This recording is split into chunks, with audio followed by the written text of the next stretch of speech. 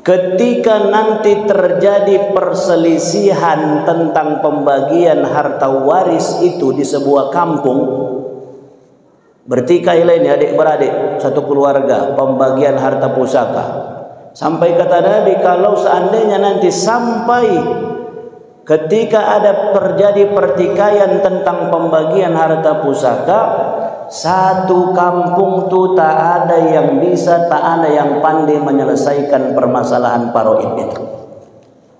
Sampai seperti itu Nabi mengingatkan bahwa ilmu waris ini adalah ilmu yang pertama sekali diangkat. Artinya semakin sedikit ulama yang paham atau semakin banyaknya ulama yang diwafatkan oleh Allah Subhanahu wa taala, ulama-ulama yang pakar di bidang waris itu akan semakin habis, meninggal satu persatu, dan tidak ada yang akan meneruskannya. Wa huwa yunsa, akan semakin dikit orang mau mengaji tentang ilmu waris. Ya, yang dikaji tauhid, tasawuf, fikih, yang sederhana fikih ibadah, yang lain-lain kaji-kaji sabar dan sebagainya. Tapi kalau cerita fikih pembagian harta, banyak yang tak paham. Sampai nanti akan terjadi, kata Nabi, terjadi pergolakan di satu kampung karena adanya orang yang sedang bertikai pembagian waris. Satu kampung itu tidak ada yang bisa ditanya dan tidak akan ada yang bisa memahami menyelesaikan pembagian harta waris itu. Maka Bapak Ibu, Nabi mengingatkan ta'allamul faraid. Kalimatnya kalimat perintah, fardu kifayah, belajarlah kamu ilmu faraid. Maka mudah-mudahan insyaallah subuh kali ini kita mengamalkan sunnah di antara berbagai macam sunnah Nabi sallallahu alaihi wasallam, yaitu mempelajari ilmu waris. Pelan-pelan Bapak Ibu yang dirahmati Allah, insyaallah kita pakai kitab Al-Bidayah fi Ilmil Mawaris yang dikarang oleh Syekh Wahid bin Abdissalam Bali. Banyak ulama yang mengarang kitab-kitab faraid, kitab-kitab mawaris, tapi yang saya pakai ini udah lama saya pakai, dan ini juga yang saya sampaikan di kuliah anak-anak mahasiswa. Ditulis dengan cara yang sistematis, sederhana, mudah dipahami, dan sekaligus beserta dengan contoh kasusnya. Jadi beliau menyampaikan materi tentang ini, kemudian langsung ada contoh kasusnya.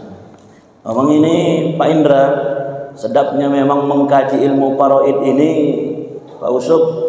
Kalau bisa ke depan ini Pak Asisten Masjid Baitul Muhsinin udah punyalah Infokus, ya kan? Jadi ustadz-ustadz kita ke depan sudah belajarnya udah pakai Infokus. Jadi ustadz itu pun di sini pakai materi, awak mencoret-coret di sini tampilannya bisa nampak. Karena masjid-masjid besar di kota-kota besar ya Bu ya, itu sudah pakai seperti itu.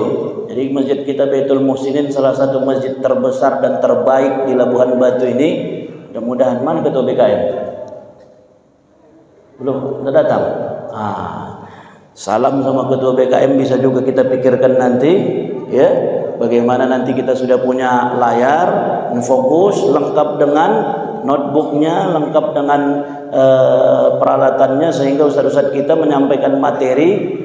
Awak tak lagi menghayal-hayal lagi, karena cerita faraid ini kan angka-angka, ya. Jadi kalau sudah bisa kita nanti punya Infokus, ya, jadi jamaah itu pun sudah bisa melihat langsung materi yang disampaikan ustadz-ustadz kita. Apalagi kita 1 minggu sampai 5 kali pengajian, maka ini termasuk yang ke depan. Insya Allah kita doakan BKM dimudahkan Allah rezeki dan tergerak untuk menyediakan fasilitas demi kenyamanan dan kemudahan para jamaah. Amin.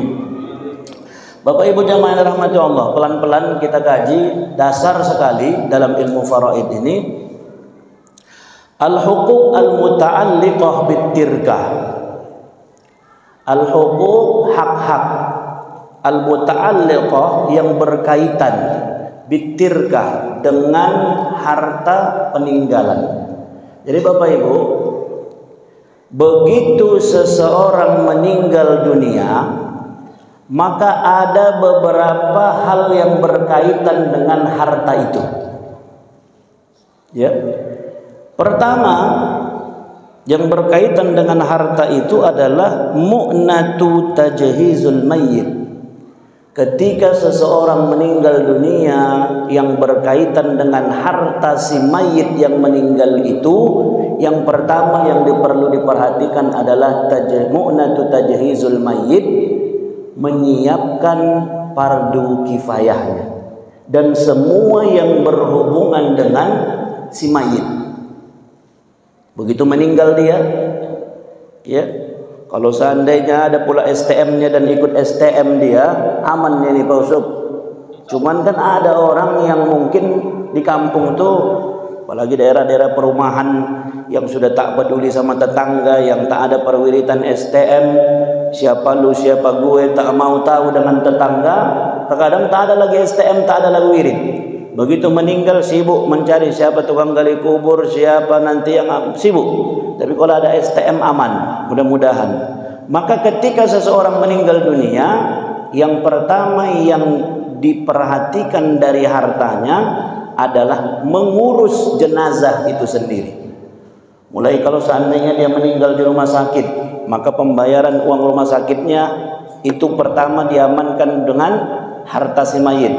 Kemudian bagaimana Bilal memandikannya, kafannya dari mana, kemudian upah menggali kuburnya. Karena gali kubur sekarang ini udah berapa ini Pak? Berapa ketua? 500. Udah 500. Mak 500 satu lubang. Sempat dapat waktu 3 lubang sehari. Ya kan?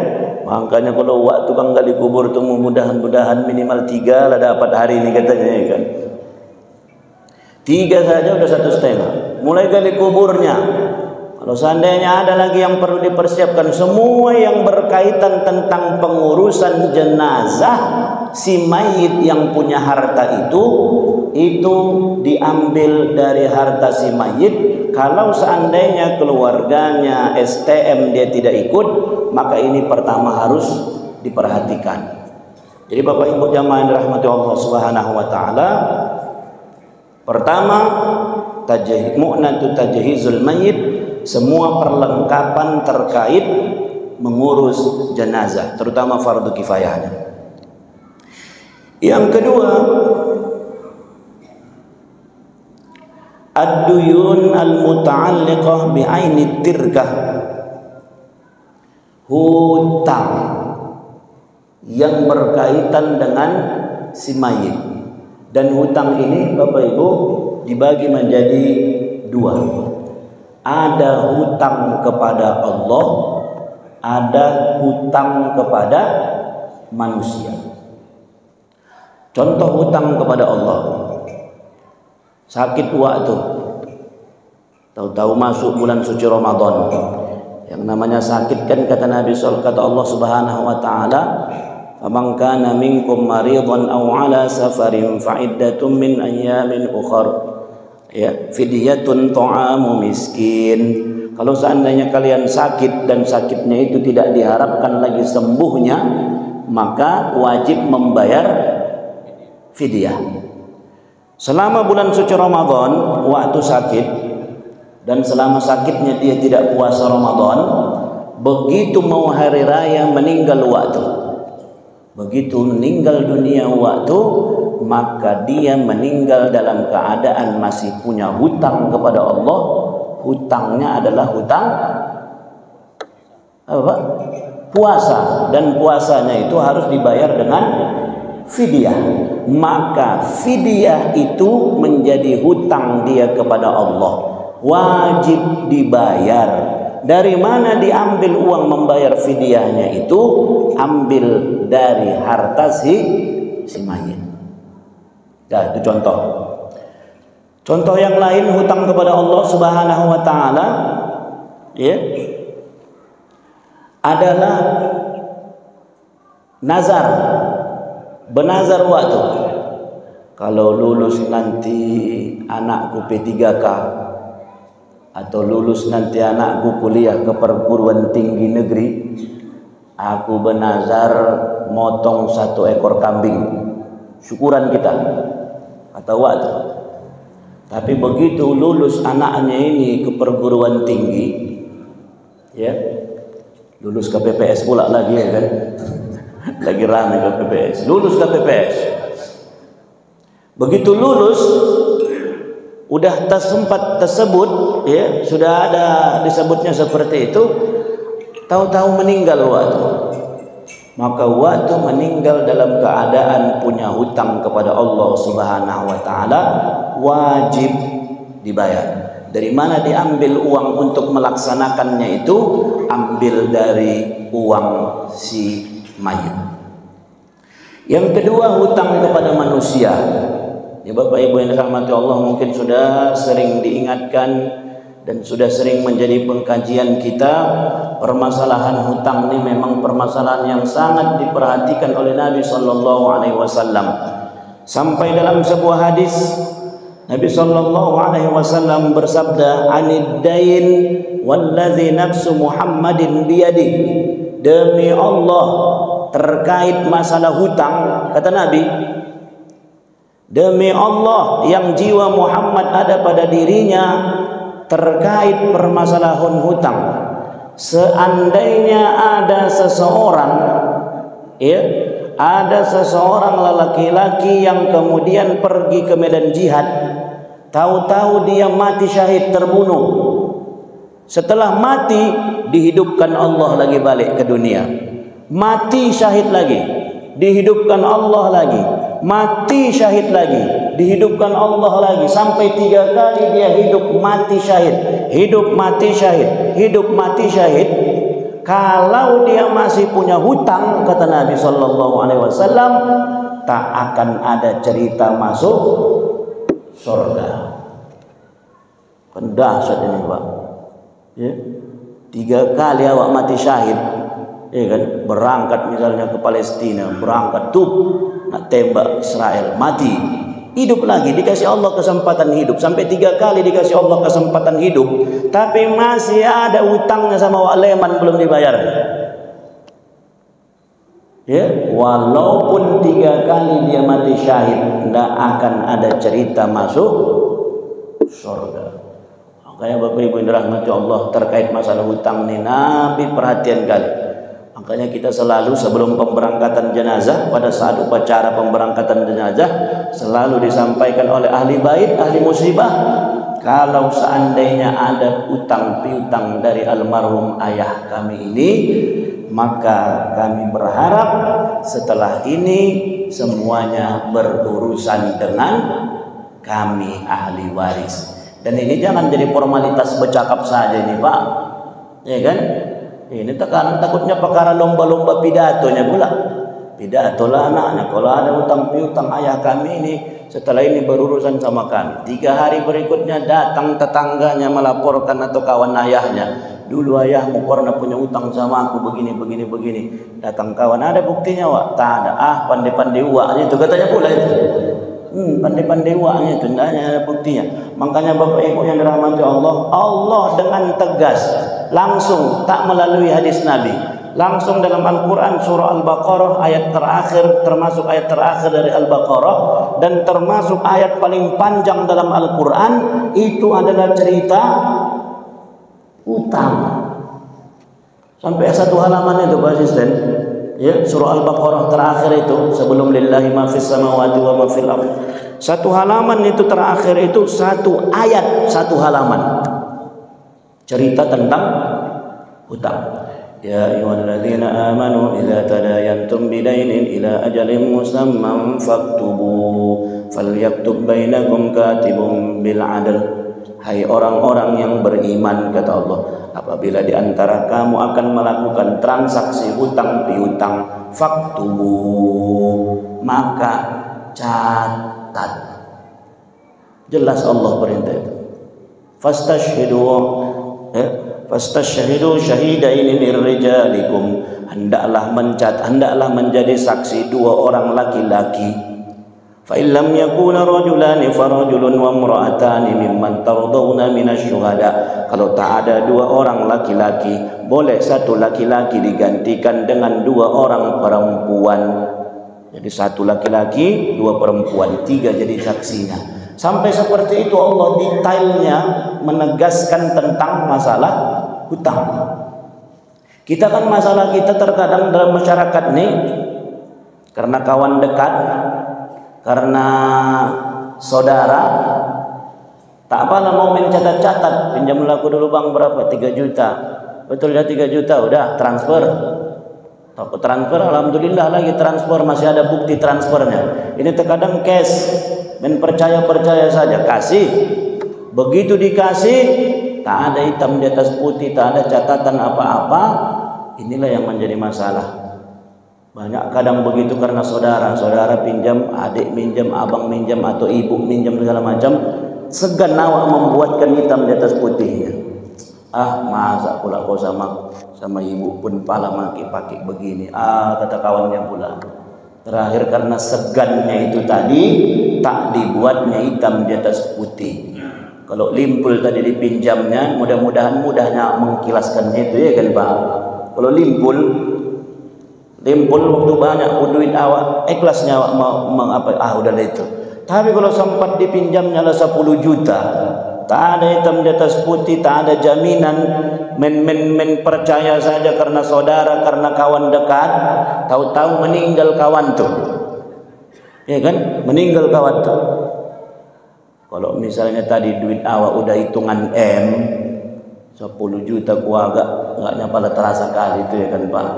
Tapi kalau sudah sempatlah awak pun lagi mogap.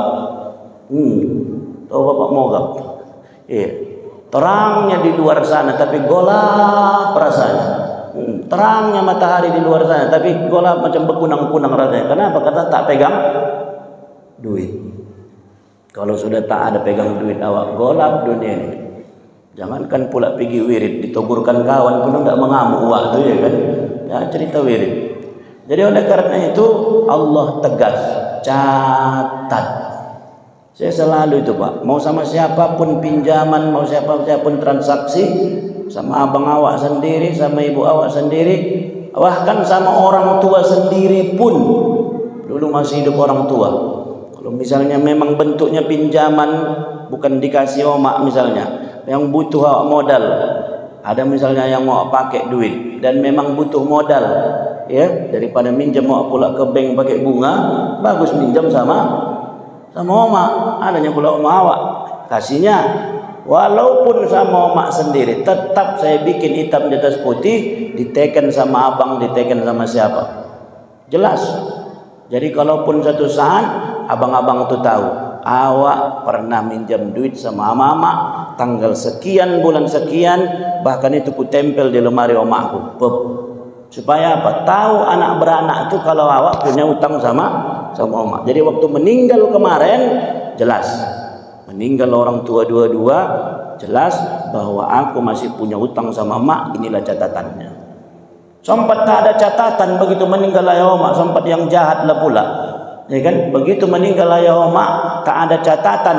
Abang beradik enggak ada yang tahu kalau kawan ini pernah punya utang sama ayah omaknya. Pas dia pula tak punya duit, cocok pikirnya. Ya kan?